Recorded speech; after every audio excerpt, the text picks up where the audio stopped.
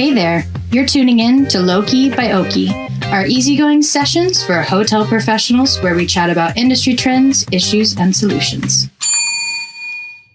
Hey everyone, warm welcome to LowKey by Oaky episode number 2. I am extremely happy to be joined today by two legends when it comes to upselling, Mr. Rupert Gutteridge and Penn. I actually don't know, what's your last name, Penn? Chai. Like the tea.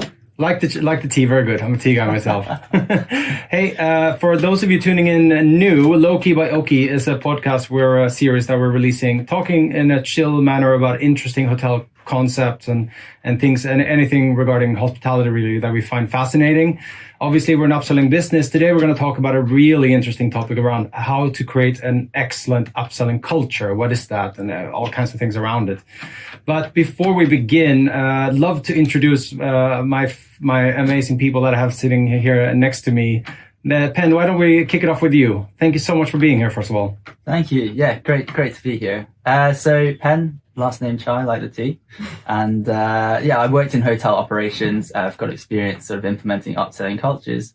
And quite excitingly, I have been sort of working on developing front office e-learning training for a certain company.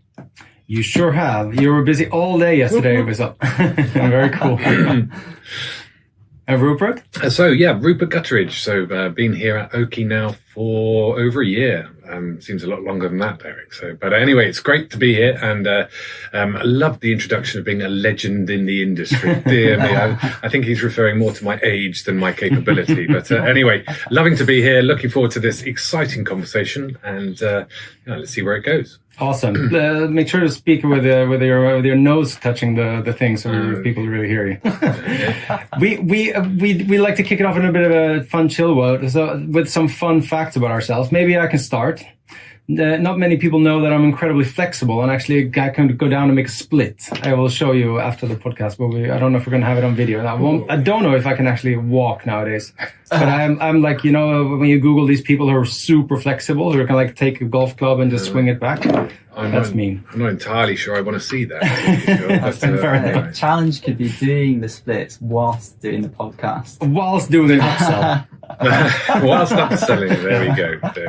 Selling a new yoga class. Fun fact about me. Let's see. I was in a Japanese music video. Nice. I'm not going to tell you the name of it because then people will start looking it up. What did you do in the video? I was a bit of a child prodigy, so I was quite young. Interesting. I looked quite cute back then, not now. What do you mean by prodigy? Like you were a whiz kid? Oh no, I was just I guess I was good at looking like a cute Japanese child. That's a good thing to have. Nice. Cool. Nice. Rupert, what's fun about you? Judging by the way you're laughing, far too much. But fun fact about me, I don't know where to start.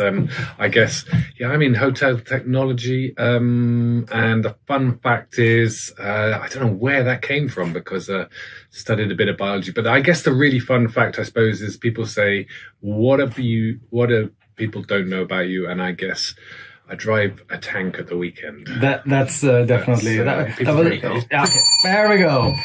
That's the other thing about LowKey by Oaky. Whenever we hear the bell whistle, we go on to the next topic, and we jump right into the core topic. So, gentlemen, whoever wants to go first, what is an upselling culture? If we start there, shall I? Yeah, go for it. Jump in. I think most people are aware of what upselling is where you try and sell additional products or services that sort of your guest or customer wasn't going to buy anyway. Mm-hmm. I think, your definition then of an upselling culture is where you've got a culture that fosters that and encourages that. I think is a pretty succinct way of saying that. Yeah, I think it's good. So from my side, when we were a systems sort of provider and things like that, for specifically this upselling, we were very much focused, I guess, on the tools that sort of enable it. And it's really interesting to sort of hear,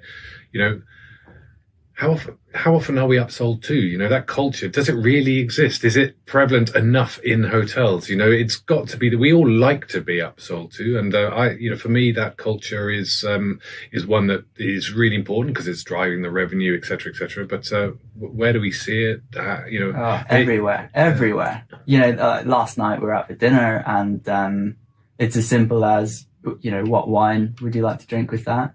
I suggest this dessert pairs really well, or this side dish pairs really well. You know, the classic is you order a steak.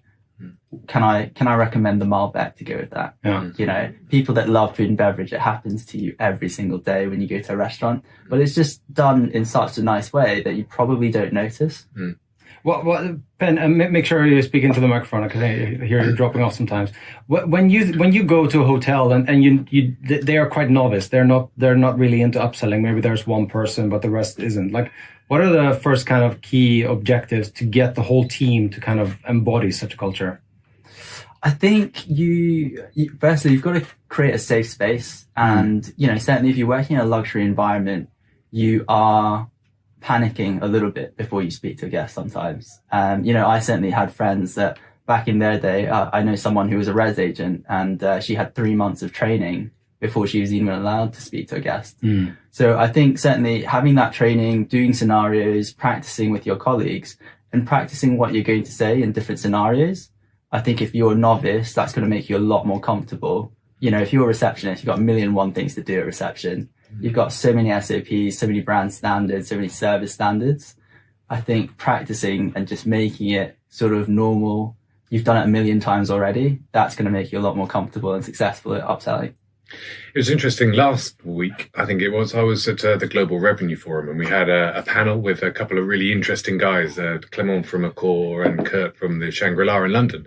And they were relating their stories around the whole upselling experience and everything else. And it was really interesting to hear their views around what's important, what makes it a complete culture. And it was really interesting to hear, you know, that culture exists from the customer walking through the door to the front desk agent, easy for me to say, front desk agent who's working, you know, behind the scenes there, looking to improve that, and they're motivated by the sort of financial incentive they're given for upselling. The customer's really excited because it's improving their customer journey. The revenue that's being generated makes the hotel manager delighted, and it was interesting to see how this culture just is, well, as the word suggests, spreads throughout the hotel, touching every kind of aspect of it. And the difference is no matter what hotel standard it was, whether it's a 5-star luxury or whether it's more of your economy brands or whatever, they're all trying to get behind this kind of upselling culture. And you know, one thing they mentioned, which I really took with me, is you can only be really great at upselling if you're like super proud and you understand the product that you're selling. 100%. Right? 100%. Like, I had the most amazing experience when I bought a MacBook in the States many years ago. And then I exit the store and like 3 people walk up to me. "Sir, you have made an excellent choice of hardware today, sir." You know, they're just so proud to be Mac people. And I walked out of there feeling like I won the Olympics, you know? And all I did was spend $2,500 on a MacBook. That's way too expensive. But I felt so good about it. And for me, if you work in a luxury hotel, you're afraid of guests, but they're just human beings, you know. They just happen to have more money and all they want is a great experience. But what can you do to make sure that you are really proud of the hotel and like really understand the product really well? Kind of like what part of an upselling culture does that have, and how does that go, Ben? Yeah, I think, you know, as you said, it's super easy if you're in a brand new hotel. And you've got, you know, your physical asset of the hotel is brand new, sparkling. You're super proud of your rooms. When you're a receptionist, and I hated this, I worked in some really challenging properties. What is a challenging property? When it doesn't when it's not appealing? Or? I'll give you an example. You're a receptionist. You've got a guest coming to check in, and let's say they've booked like an entry-level room, a classic room, right? You're running out of rooms, and you're going to put them in a room that you know they are going to complain, just because the room isn't great, but you don't have a choice. You've got limited inventory. Those are really challenging properties. So if you've got, as you said, if you're super passionate about something, you know, you're super proud of your rooms, and upselling suites is easy, let's be honest. They're the best rooms in the hotel. There's a reason why they're suites, whether it's the space or the artwork in there, or it's got a bath, certain features. There's so many things to talk about, so many benefits to communicate to a guest. But if you've got a property where, you know, the room's a little bit older and you're like, oh, I don't know whether this guest is going to call back straight to reception as soon as he gets to the room, that can be quite challenging. I would suggest instead of physical products itself, just looking at different services and then packaging to try and bundle things up if you're upselling in those sorts of properties. Yeah, because then you have the ability that they will be happy that they got the breakfast at a certain discount. Exactly. You know, again, referring back to this conversation last week, it was interesting hearing you. So listening to you there about what's challenging about getting that culture within the hotel or that experience correct.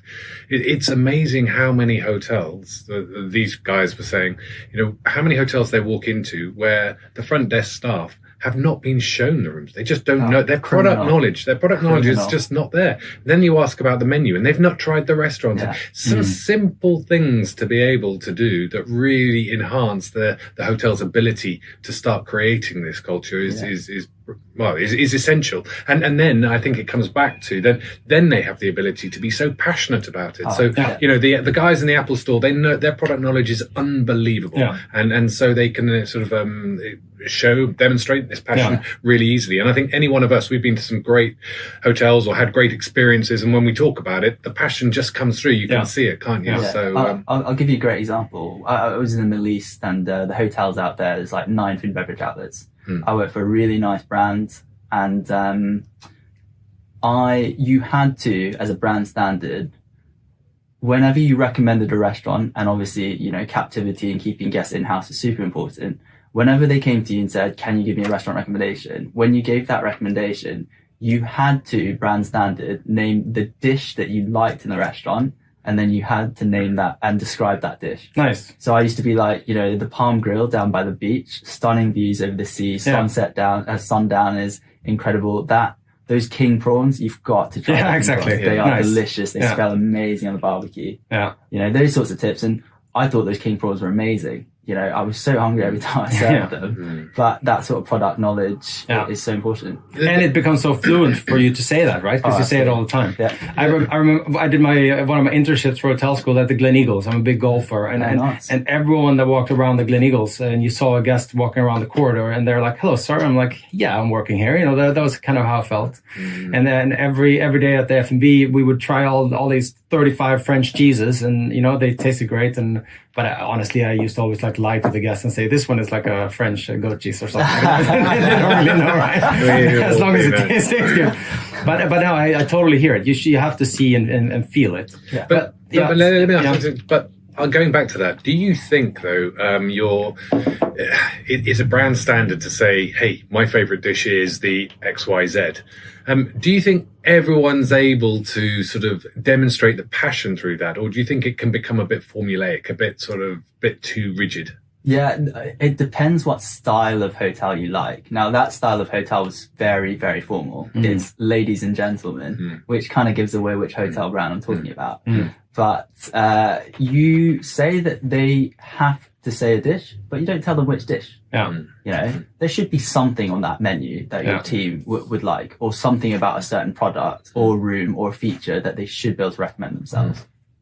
No, it's interesting because, you know, we say it all the time, you know, people who are really passionate, but let's come back to how often do I experience it? You know, that's the big thing. I mean, I see the value of upselling. I love being upsold too.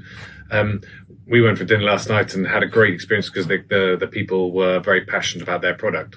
But too many times I go into, so you say, an average hotel or whatever, or an average shop or whatever, and it just becomes too structured, and then it's really off-putting, I would say. It's like they're really trying to force a sale down your throat. Oh, definitely. I mean, but on that, I was talking to a GM for the Hilton here in Amsterdam, and he said, my best front desk upseller is an Indian guy, super broken Indian accent, but he just says the same thing all the time. And because of that, he has a certain conversion rate, and he's the best guy in my team. So he's not charming. He just says the same thing. You know, I don't know if that's the right way, but at least it's consistent.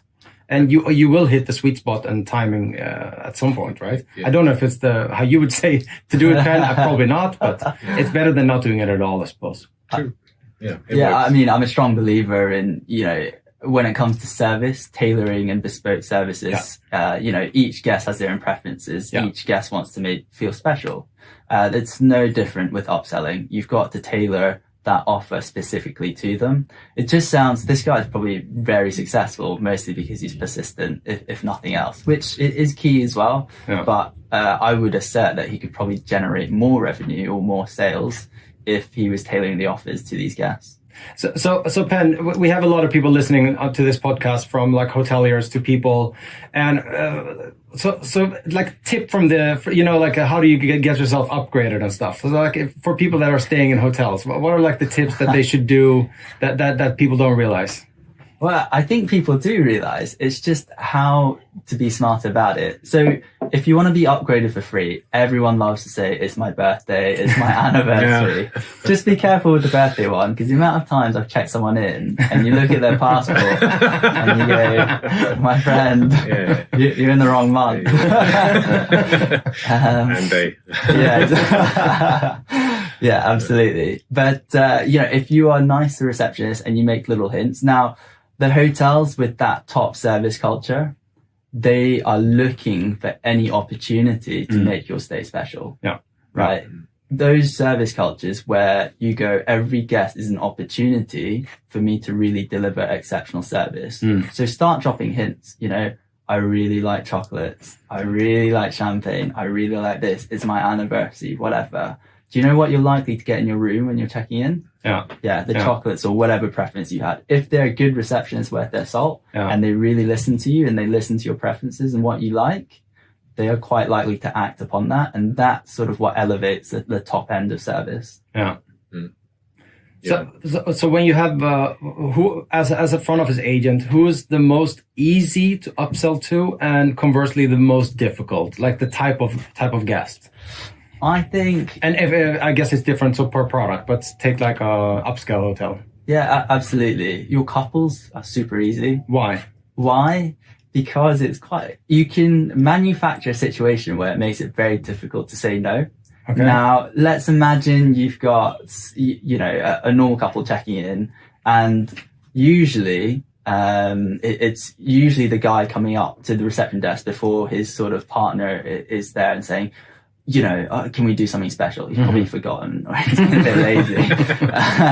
And he's like, can we do something special? You've got him then. He's looking for you to just sell him whatever. Now make it super convenient. We used to sell loads of packages. So, you're not just selling flowers, champagne, whatever. You sell it all together and he just needs to say yes. Yeah. And you make it super easy. So I think from that, and, in terms of value, you say, well, isn't your partner special? Isn't it worth it? Isn't she worth it? Occasion. Yeah, exactly. It's your anniversary. Do you not value your anniversary or whatever it is? So I think the couples that are quite straightforward. And most difficult? Oh, most difficult. Busy, angry business traveler. I was going to say, your typical is your business traveler that literally just doesn't have the time. He's probably looking at the phone and sending emails whilst you're checking him in. I would say don't even bother. So this was another one that came up the other day, which was interesting. So how do you deal with the situation though, where I'm the front office desk agent, checking people in, and now there's a queue beginning to form. And I'm thinking, and people are beginning to be agitated, and I'm thinking, I just need to check these guys in, get them to the room and out of this queue. But you then think, I don't want to lose the opportunity of upselling. Yeah, you're absolutely correct. As a receptionist, that sort of 2-3 p.m. period and those queues, I would liaise with your team. I would liaise with you. It's all about teamwork, right? If you are dealing with a guest and you are that busy, if it's two people on reception, you're absolutely going to struggle in practical terms. And realistically, most people will say that operations comes before upselling, because upselling they will see as an added bonus, whereas checking people in is, basic service. So I would say get more people on reception, and it's a conversation that you need to have about staffing. So that's what I would say. Just, get more people on the desk, even if it's for that 1 or 2 hour period, just to make it more feasible. I'm going to stop you there. Sure. The bell has rung, gentlemen. Oh, so soon. I know that 15 minutes just flew by. But we have time for some really interesting things. We're actually going to go over to the next piece of the puzzle, and that is the shameless plug. Oh. You can talk about and brag about anything that you wanna highlight and market to the millions of listeners of this podcast. Rupert, do you want to go first this time? Oh, this one's easy for me. This was so easy, and I can't wait to shamelessly plug our new front desk upselling tool. we recognize the value of this. We've spoken to our customers. We know how to do this right now. We've developed it. It's at the door bursting to get out, and people are waiting in anticipation for us to get it live in these hotels. So I'm saying, if you're out there, if you're an Oaky customer and you're looking for front desk, don't be late. Join that queue now. That was shameless indeed. I'm proud of that. Very good. I was going to say, yeah, some people feel no shame. That's fine. That's what the shameless 5-minute plug is about. What about you, Penn? I mean, I absolutely, I've been working on that front office training, so I'm super excited about it as well. I will say, though, from a shameless side, that I will get in a lot of trouble from my company if I don't mention them.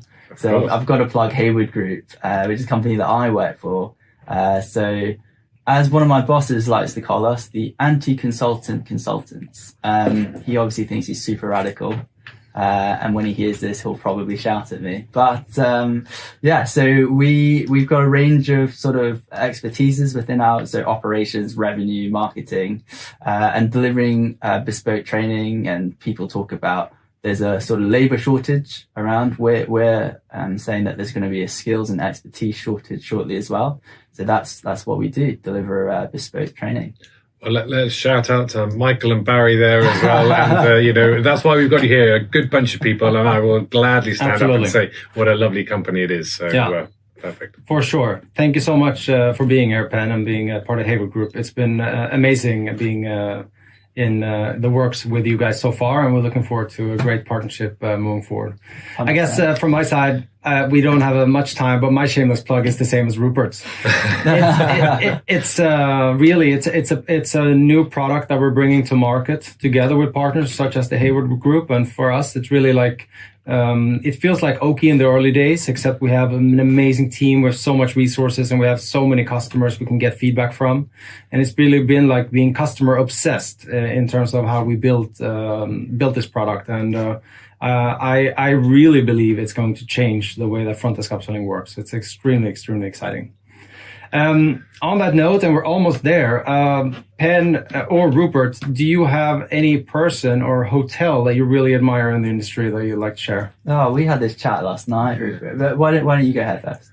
Oh, no, well, the thing is, when you've been in the industry as long as I have, you do get the privilege of coming across some pretty inspirational characters along the way. And there's Robin Hudson, there's Sinclair Beecham, to name a few, who have set up these sort of small companies. But I think the thing that I admire the most in those sort of characters is there's lots of successful hoteliers out there who've done an amazing job. But it's when you get to know them and you hear the story and you see where they've come from, you've seen how they've built their businesses, the attention to detail.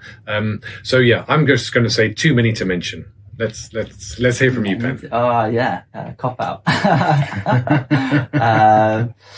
I'm looking at this more from an operational perspective, and I certainly think in our industry you see the very best and the very worst of people. Now let's focus on the very best, because those are the people that I admire. You go through some super challenging situations in hospitality. Anyone who's worked in the industry knows, there's crisis, and unfortunately more often than not there seems to be a crisis than just a normal running day. Flawless like a swan out front, but back of house in the back office you're furiously paddling sometimes. So I take my hat off to all the managers and all the people that I worked with, that no matter how hard it got and how much expletive hit the fan, they could just carry on and it brought out the best of them, and they could really bring out the best in everyone else as well. So hats off to you guys. That's awesome. And I like now listening to you, I was almost thinking it's a political thing. If you say one, you're going to feel bad that you forgot someone else. But it just made me think, having started Oaky, you really need those early adopters to even get anywhere. And so a shout out to a couple of hoteliers who I think have been absolutely amazing and pivotal to where Oaky is today. Starting maybe with Hans Vugts and Jeroen at Hotel Casa, who was one of our absolute first customers. Jelle Landman, who was actually our very first customer in a 3-star hotel back in Antwerp. Daniel Frey has been fabulous director of revenue at H Hotels. Clinton Campbell, who used to be with Apex and is now with another company. To only name a few. I mean, there are indeed way too many to mention, but without people like that, we would never be where we are. So it's, thank you guys. And that's it. All right. From my side, wow, what a great conversation. I think everyone now will get free room upgrades. So I think we can leave our product at the door and we don't have to sell that anymore because now people know what to do. There will only be birthdays and anniversaries going forward at every single hotel. Penn, from Rupert and mine and Oaky's side, thank you so much for coming by. It's been amazing being consumed by your wealth of knowledge and wisdom around this topic, and really great to meet you. Thank you so much. And to all the listeners, please stay tuned for episode 3 of LowKey. We don't know what it's about yet, but we'll see.